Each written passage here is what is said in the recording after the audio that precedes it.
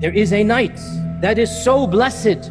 There is a night that is so magnificent that Allah Azza wa Jal has allowed the greatest creation of His angels. Allah has commanded the most magnificent of all of the angels to come down and be in our presence because of the blessedness of that night. It is the only night of the year that Jibreel visits us again after the demise of the Prophet Sallallahu Alaihi Wasallam. And of course He comes down the way He is. We cannot see Him, but He is as He is. تَنَزَّلُ الْمَلَائِكَةُ وَالرُّوحُ فِيهَا. Allah mentions it for us. He wants us to know it's not a normal night. It's not an average night. I am sending the best of the angels down to all of you. Don't you understand and realize? I am allowing Jibreel to come and I'm telling him, and Allah references to us. He literally reminds us, O mankind, I am telling you Jibreel is coming down.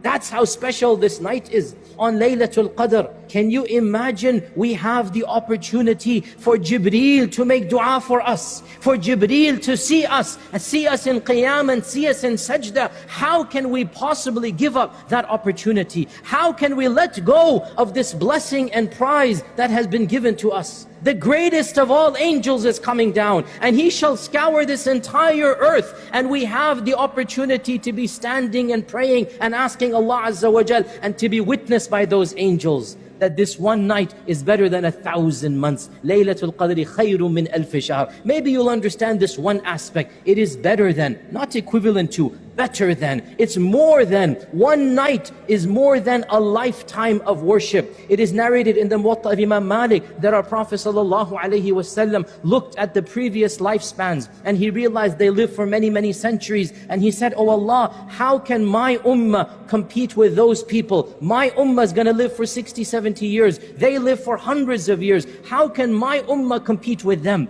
And so Allah subhanahu wa ta'ala revealed only for our ummah. He blessed us with Laylatul Qadr. Every year He gave us a night. That one night is equivalent to more than 80 years of worship. So every year we live, it is as if we have a lifetime of worship that the other ummahs did not have. This one night of worship will give us more than 83 years of continuous worship. Every minute of Laylatul Qadr is worth more than 2.5 months of worship. Every minute, can you imagine simply saying 10 times Subhanallah will give you 2.5 months of dhikr and ibadah. Laylatul Qadr is called Qadr because Qadr means predestination.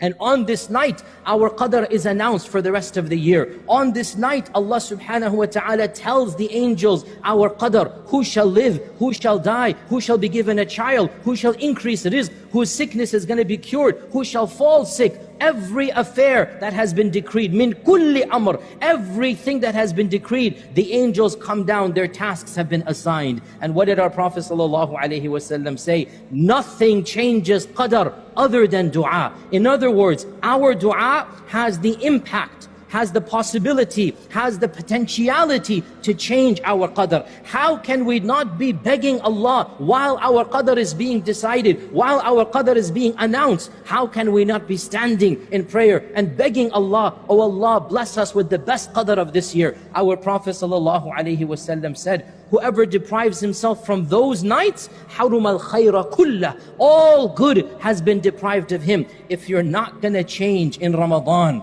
and if you're not going to sacrifice for Laylatul Qadr, then what could you possibly sacrifice for? And then he said, whoever stands in prayer on Laylatul Qadr, all of his previous sins will be forgiven.